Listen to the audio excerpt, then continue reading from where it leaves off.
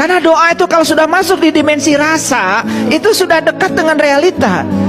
Ini sains, ini bukan soal keyakinan, ini sains. Ini riset tentang neuroscience seperti itu. Dan rasa itu adalah gerbang terakhir menuju realita. Kalau sudah di dimensi rasa, hati-hati itu, ya. Sedikit lagi bergeser ke realita. Ini bisa paham nggak maksud saya? Oke, baik kalau gitu. Kenapa kita disuruh berumah tangga? Itu pertanyaan kan? Karena rumah tangga ini adalah latihan awal, belajar memahami dan menghargai perbedaan. Di situ kita pertama kali kita belajar. Ini ada rumusnya, harus tahu. Kasih tahu anak-anak kita. Masa pacaran yang namanya asmarandana itu masa menghayal. Dan masing-masing pribadi sedang melihat kepalsuan masing-masing.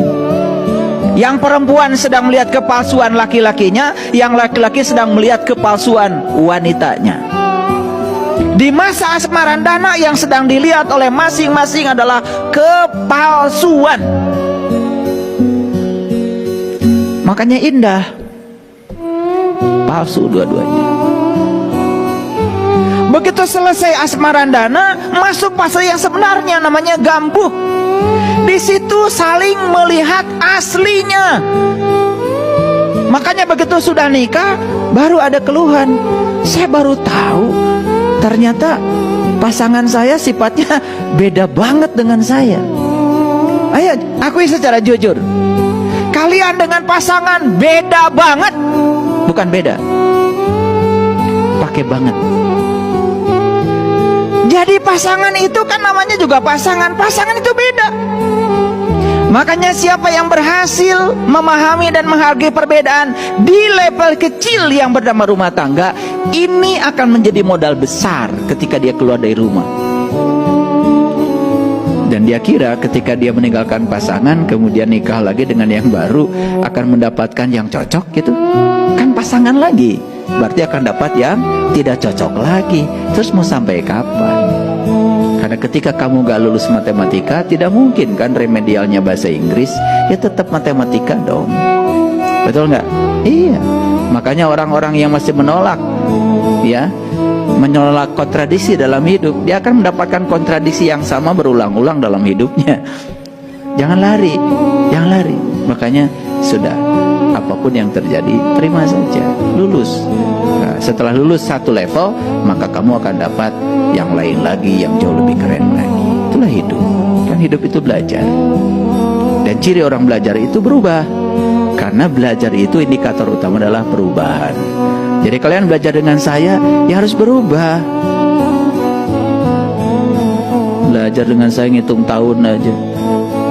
Udah belajar sama ya guru 3 tahun. Apa yang mau dibanggakan kalau kamu nggak berubah? Yang bisa dibanggakan adalah perubahan. Setuju apa tidak? Ini ngomelin pagi-pagi. Gak tahu, pokoknya hari ini, pagi ini saya pengen ngomel aja. Ini ada energi apa di ruangan ini nggak tahu. Pokoknya pengen ngomel. Pokoknya izinkan saya ngomel hari ini. Semoga omelan saya bukan nafsu saya. Aneh. Kalau ngomong, ya keyakinan saya rahmatan lil alamin. Tetangga saja tidak merasa dapat cinta kasih kamu kok, karena nggak ngerti. Rahmatan itu bahasa Arab, artinya cinta kasih. Dan cinta kasih itu indikatornya adalah bertumpu pada orang lain, bukan bertumpu pada kepentingan diri sendiri. Kalau Anda rahmatan lil alamin, ayo tunjukkan Anda itu menjadi pelindung yang aman bagi setiap orang yang bertemu dengan Anda. Bukan orang lain justru merasa terancam dengan kehadiran Anda, terancam dengan keyakinan Anda, terancam dengan kebodohan Anda, terancam dengan kebutaan Anda. Itu kan berbahaya. Jadi inilah pentingnya moderasi beragama di Indonesia. Perhatikan saya, moderasi itu dari kata moderator. Moderator itu penengah. Makanya kalau ada diskusi harus ada moderator supaya diskusinya teratur. Moderasi berarti titik tengah. Nah, kata moderasi ini dari bahasa Inggris, tetapi kata moderasi ada dalam Quran. Ini bahasa Quran, moderasi itu. Bahasa Qurannya adalah wasit, wasato, wasit, wasaton. Makanya aku ciptakan kamu menjadi umat pertengahan. Jadi sebetulnya harusnya tidak ada yang ekstrim, ekstrim kiri maupun ekstrim kanan. Yang ada itu adalah pertengahan. Nah, di pertengahan itu namanya moderat. Nah, ini buat agak kuliah dikit lah biar keren. Kita menghadiri upacara pernikahan. MC sudah mempersilahkan semuanya untuk masuk ke ruangan karena upacara pernikahan akan dimulai. MC menyampaikan sebetulnya pasangan ini berbeda, jenis kelaminnya berbeda, cara berpikirnya berbeda, adat istiadatnya berbeda, maka yang berbeda ini akan ditandingkan. Ada nggak gitu? Bubar itu upacara pernikahan.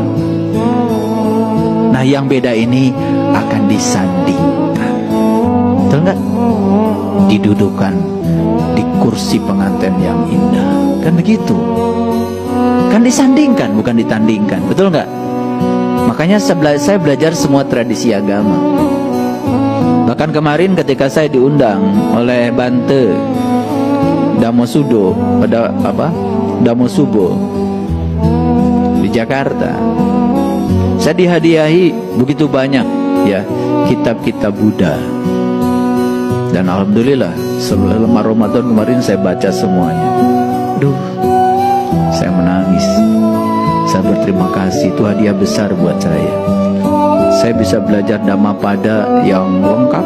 Saya juga bisa belajar Dhammapada yang edisi singkatnya. Luar biasa. Saya belajar Tripitaka. Saya belajar ya banyaklah kitab-kitab yang diberikan pada saya. Ternyata tidak ada di situ yang namanya perbedaan. Ketika kita berpikir untuk menyandingkan, tetapi menjadi sangat berbeda ketika dari awal kita sudah ingin mempertandingkan. Kalau mempertandingkan kan mana hebat, mana tidak hebat kan? Mana benar, mana salah kan? Kalau menyandingkan kan kita belajar. Dan begitu disandingkan saya menemukan titik temu. Ternyata esensi semua agama itu sebetulnya adalah sama, yaitu cinta kasih. Esensi ya, saya bicara esensi ya, bukan berbicara tentang upacara. Upacaranya silahkan saja beda-beda, nggak masalah kok. Karena agama itu kok jalan. Kitab suci itu petunjuk jalan.